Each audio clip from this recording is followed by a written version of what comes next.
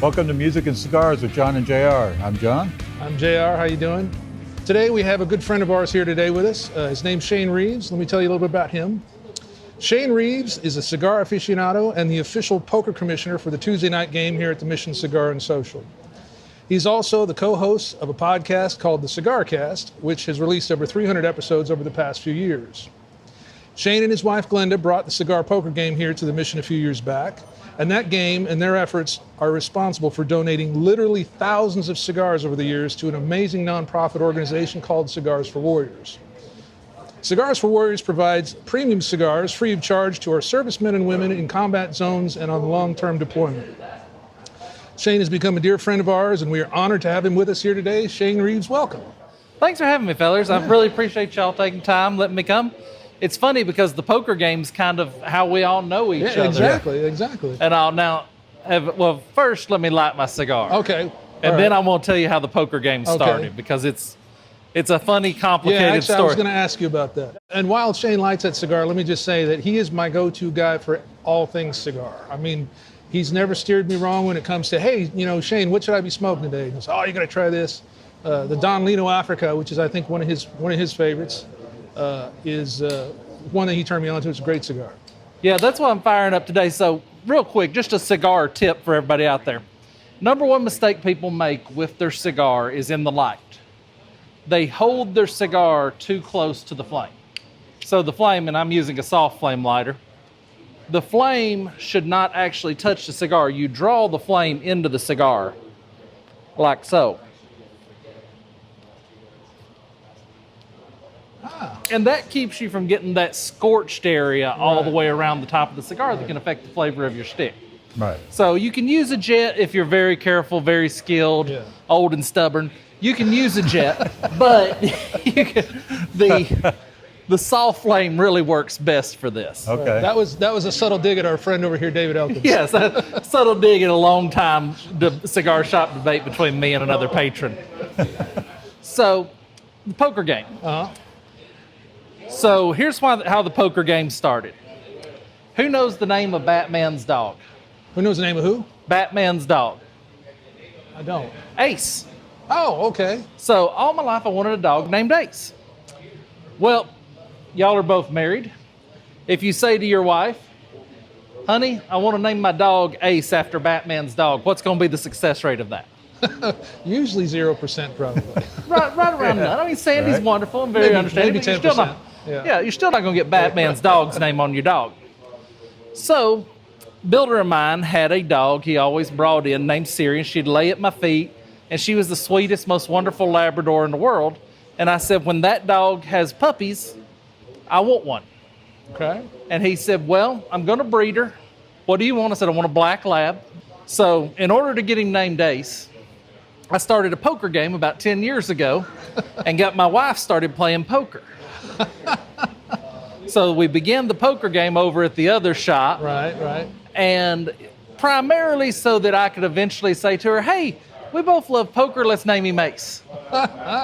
So on Tuesday nights when we're playing poker, it's because I wanted a dog named Ace. Well, you wanted to... That's playing the long game in the marriage world. Yeah, you were in it for the long game for sure. Yeah, you were well prepared on that one. Well, I draw house plans for a living. I plan for a living. You kind of got to do that sort of thing. Yeah, making a plan. Well, let me ask you about that. So you began the poker game at another shop. This is years ago. How did Cigars for Warriors come into play with that whole thing? Well, Drew Estate does a lot of great events with Cigars for Warriors. All their barn smokers are direct fundraisers for Cigars for Warriors. And we were paying out cigars. Everybody chips in a cigar, and then we all pay out of cigars first, second, and third. So when it became apparent we needed a commissioner for the poker game to work, I said, hey, fellas, so this ain't a bunch of old men arguing every Tuesday night. We need a commissioner. So they said, fine, it's you. Me and my big mouth. But I said, okay, but if I'm going to be commissioner, we're going to do it my way. Mm-hmm. So we all sat down and started, and I said, first thing we're changing is, from now on, third place is sent to Cigars for Warriors. That's awesome. And that's really good. It's great for the company to be able to send it. It's great to make people aware, because we even have a lot of times that winners will just say, no, I'm going to donate, a portion of my winnings to Cigars for Warriors to keep it going. And we've sent thousands over there. They've sent over 1 million cigars. Wow, oh my goodness. To different people overseas. So That's they've amazing. always done a great job for us. So that's kind of how we got tied up with Cigars for Warriors. Storm Bowen and them do a great job with that. I mean, I think that I can imagine, being away from your family and being in a rough situation, whether it's a war zone or whatever. I mean, you got to have a time to just sort of decompress and relax. And, the fact that they're sending them premium cigars, they're not sending them, the junk cigars. I mean, they're sending great cigars to these guys, and they give them to them. And I just think that that's a really cool way to honor our servicemen and women by doing that. I just think it's really cool. Well, and the feedback that we always hear from the people that receive the cigars is, it's not the cigar. It's the fact that somebody cares. Right. Somebody thought enough of us to pack a cigar up and send it thousands of miles to show us they appreciate us. That's awesome. Mm-hmm. That's just awesome. That just makes it all worthwhile. We went to the first ever Florida barn smoker. We smoked some of the first cigars grown totally in the United States and America in 100 years. Wow. When we went down to the Florida barn smoker for the release of what is now called the 20-acre farm that Drew Estate has. And we had met with a service lady there that had been in charge of distributing the Cigars for Warriors. And she passed that on to us, that was kind of how it was. So it turned out it's a really cool thing. That's great. So let me ask you, let's back up a little bit. What got you into cigars? My preacher. God bless him. Yeah, God bless him. So we were doing a men's study at my office called Men's Fraternity. Robert Lewis, pastor out of Little Rock, Arkansas. He put together this study, and it was, the first segment of it was 24 lessons, and you sit down and you watched a lesson and you look through the workbook, and then you talk about it afterwards. So it was us and me and about 5 other guys. Every Monday we'd meet at my office. Well, outside my office there was a little fountain, which was beautiful, and benches out there. So we finally decided, hey, let's start going out there and doing our review after the lesson. Well, then we go out there, start doing our review after the lesson. Boy, a cigar would be good right now. And I said, well, I ain't never smoked one before, but I'm apt to try it. And the rest is history. Ah, that's great. And it turned into a lot of good things. But Yes. I'm one of the few people who can say his pastor started him smoking cigars. Wow. That's a great pastor. And I started late in life. I mean, I was probably 32, 33 before I smoked my first cigar in my whole life. But the great thing about a cigar is not only the cigar itself, but the conversation around it. Like you guys would sit around and fellowship and talk and, Oh, yeah. and that's the beauty of a cigar in a place like this, or smoking cigars while you're playing poker, the fellowship around the table, Well, and this cigar I'm holding is a unit of time. Yep, absolutely. When I light this cigar and you light a cigar, we have 45 minutes to an hour and a half, Yep. depending on how fast you smoke, to share time with each other. Sure, yeah. It's not no schedule or anything. So this is not just a cigar, it's a unit of time Yeah. that we get to enjoy together, that we live our lives together one cigar at a time. Yeah.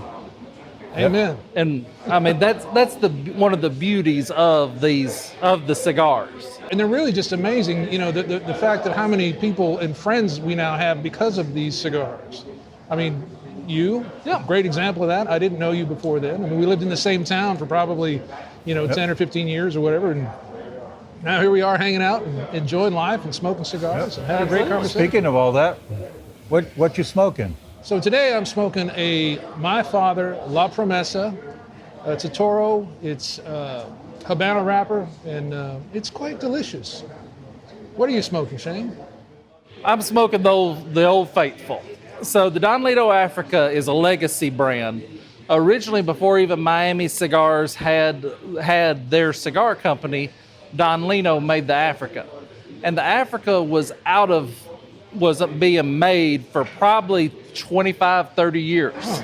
And about 10 years ago, Don Lito re-released the Africa. And it's there's rarely a day that goes by I don't smoke an Africa. That's a good That's stick. great. It's complex. It has a lot of flavor. It's not too harsh. It's not too rough on your palate. It's just what I love. That's Great. awesome. John, what are you smoking? I'm pretty easy. I'm smoking the Perdomo 10th anniversary Maduro. And that's the cool thing about cigars too, is that, you know, there's no wrong answer really. I mean, it all depends on what you like. The best cigar is the one that you enjoy, you know. Yeah, and everybody has a different palate. Yep. If we didn't, there'd only be one cigar in the humidor. Yeah, and it's the same with cigars, bourbon, food. Absolutely. It doesn't Wine, matter. Yeah, There's all no of it. right or wrong. It's what you like. And you have to build a palate. So many people think you're either born with a palate or not. You have to build a palate, and you build a palate through consciousness and actually thinking about what you're smoking. You know, if I ask John, what are you getting out of that cigar right now?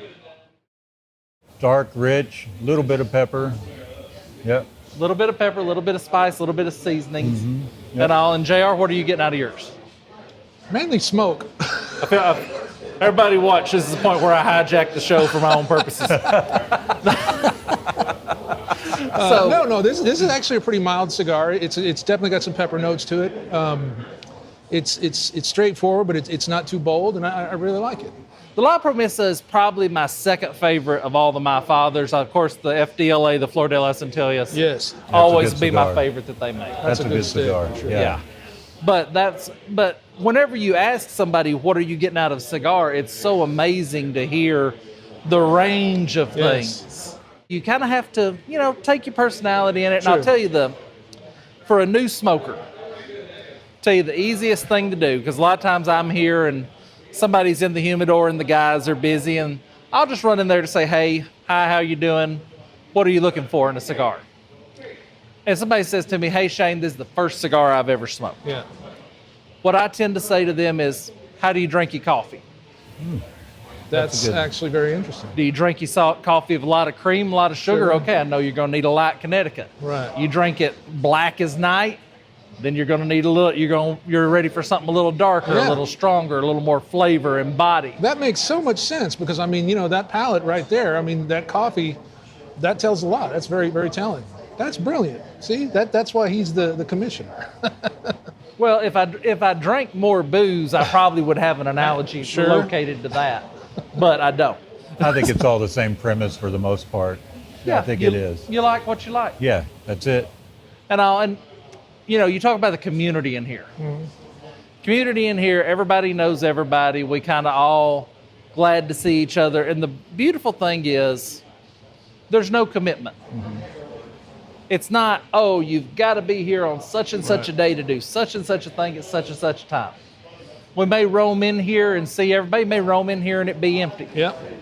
But see, to me, that's half the fun is walking in wondering who's going to be here, you know? Sometimes you get to recognize cars, and, oh, Shane's here, whatever, but it's great. You walk in and it's like you walk through the door and literally everybody's like, hey, how you doing, you know? Yeah. And I love that about this place. It makes a big difference. By the way, I do watch the show. I really enjoy the show. Y'all do a great job. Honored Thank that you do. Thank you. I'm definitely the least talented man you've had on here. No. At all. I feel like I'm an imposter. We all feel like we're imposters at some point. Well, you know a lot about cigars, and we value your opinion and your knowledge. Well, there's 4 things in life I know a lot about. I know a lot about cigars. I know a lot about building houses. I know a lot about professional wrestling. I know a lot about Bigfoot. If you ask me about any of those 4 topics, I'm on point. I love it. Now, we stray from those 4 topics, I'm a little less informed than So the what- average bear. So that's what you do for a living. You design. You're an architect, right? I design. So- Well, I'm not an architect. I'm a home designer. An architect Okay. mainly deals in commercial properties and properties over 10,000 square foot. Okay. My sweet spot is that 3,000 to 6,000 square foot house. I'm a high efficiency designer. I'll tell you just briefly. I don't want to eat up too much of the time. So, what a high efficiency designer does. If I design a bedroom for a house, and that bedroom is 12 foot 6 inches, that is a total waste. Drywall comes in 12-foot sheets. Trim comes in 12-foot sticks. Carpet comes in 12-foot rolls. So that extra 6 inches is costing you a fortune. Wow. So let's either take it up to 14 foot, which is the next nominal length that lumber comes, or cut that 6 inches off so that the lumber and the materials actually work out in an efficient manner. Yes, that makes perfect sense. And I mean, I'm not the guy you call to design your mansion for the governor parties. Sorry, John. I'm not the guy you call for that. I'm the guy you call for when you want to get the maximum amount for your money and make it work out. And I've drawn houses all over the country. I will tell you, being as this is music and cigars, we better cover a little music here. I don't know what home designers that don't live in Nashville do for fun. Because there's no customer more fun in my life than songwriters. Nobody goes from living in their neighbor's garden shed to a 10,000 square foot mansion quicker than a songwriter. Well, back in the day, maybe not so much these days, but yeah, that's a whole other conversation. These people will come into my office and it's the first time they've ever had money to even consider, wait, you mean I can have a roof and carpet? I've always had to choose one or the other. And the windows work? Yeah, windows, they open and close. Wait, they make them that way? They're made of glass? Yeah. And so songwriters are such an adventure because you kind of have to take their hand and walk with them because they're, a songwriter. Well, you're a songwriter. And John, you're a musician. You've probably done a little songwriting. Mm-hmm. Yep. It's a different brain. Yep. I always tell people, I'm not a creator. I'm an information organizer. Okay. I'm here to take all of your wants, needs, desires in your house and make them fit into a budget. Right. And that's what we're looking for. Yeah. So that's kind of how the home design thing goes. That's awesome. Is it your company or do you work for a company? My company. You want to give it a little plug? It's all right. I got plenty of business. All right. So what's the best cigar you've ever smoked? Is there a best cigar that you've ever smoked? Everybody in the cigar industry plays for second to Padron cigars. Okay. And that's a bold statement. That's a huge shot, but to me, everybody in the industry is playing for second. And the story of Padron cigars, again, we're back to the story. The story is as important as the cigar. Mm-hmm. When Orlando Padron, when his family lost their plantations and everything in Cuba, he came to Nicaragua with just a little hammer. And if you look on the Padron label, every one of them has a little hammer. He was a carpenter. Oh, wow. And through that, he began Nicaraguan tobacco. There's a famous story of a man brings a suitcase of Nicaraguan tobacco into Orlando's hotel room. And they just roll a cigar right there and smoke it. And he said, this is the tobacco for my plant, Wow. That's amazing. And so the Padron 50th, by far, best I ever smoked. Wow, okay. Always great. One of the few cigars that cost $50 that I'll say it's worth it. Right. And I agree with that. I mean, every once in a while you find a stick that really is worth the money. Most of the time for me, it's going to be between $10 and $15. There's a lot of $20 and $30 cigars that I've had that, to me, they're not that much better. I mean, why spend the extra $10, or whatever? But that cigar is obviously, that one is worth the money. But now that's a layered question. Now, what's the best cigar you ever smoked? Or what's the best moment you ever smoked a cigar? Right, because I would imagine question. that a lot of that has to do with the situation. So let's answer that question. Where's the best place you've ever smoked a cigar? 2 years ago, I'm sitting in Ninilchik, Alaska, around a fire with my father.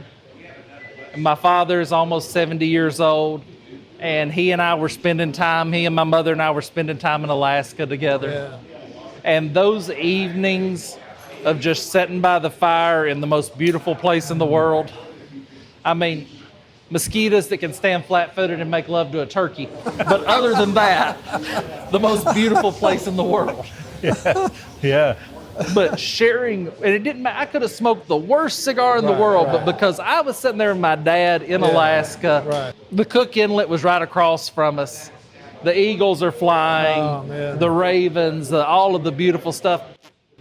Blows them all away. I don't even remember what I was smoking. It don't matter. It's probably in Africa. Yeah. That's great.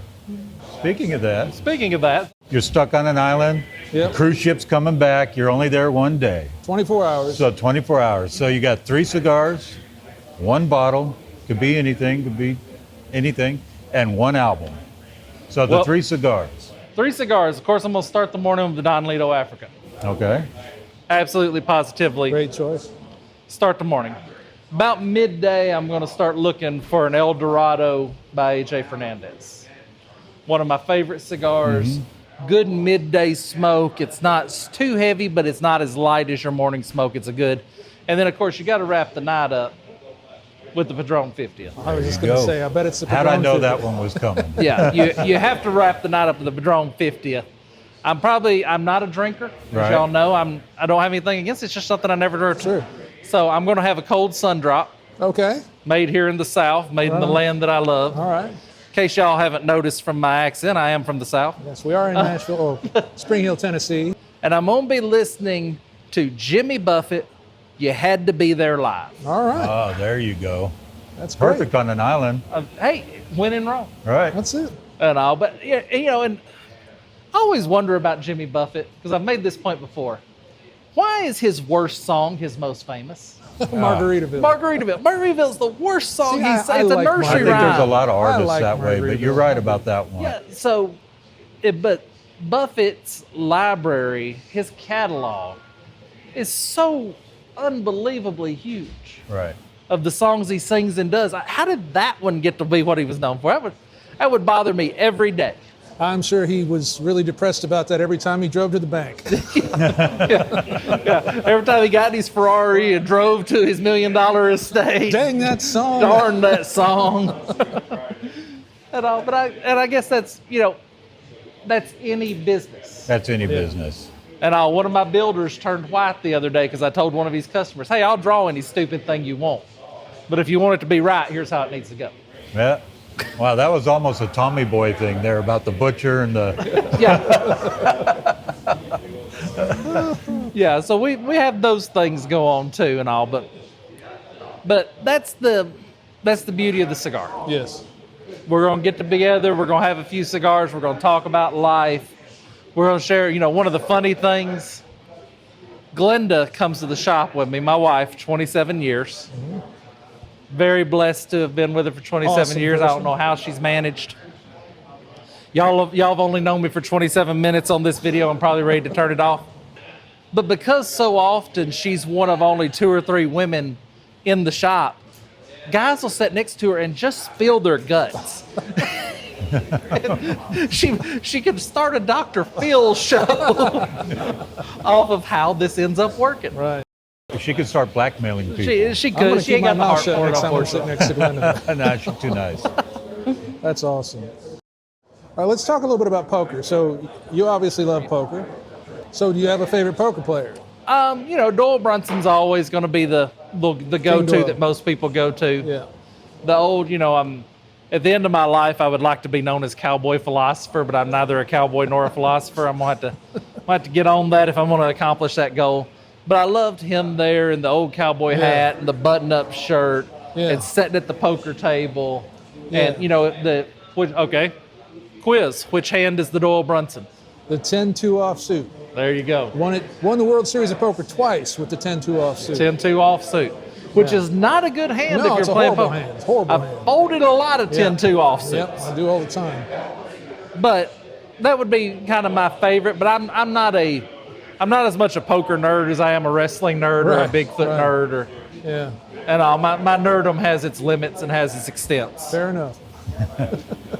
Well, Shane, we appreciate you coming on with us and sharing your wealth of knowledge of many things, but the cigar, the poker, we enjoy what you bring to this place, really. I mean, it's the poker's one aspect of it, but when I walk in and we see you and Glenda here, it's always like, you're going to have good conversation, good people here. Yep. So we love having you here. Thanks for having me, fellas.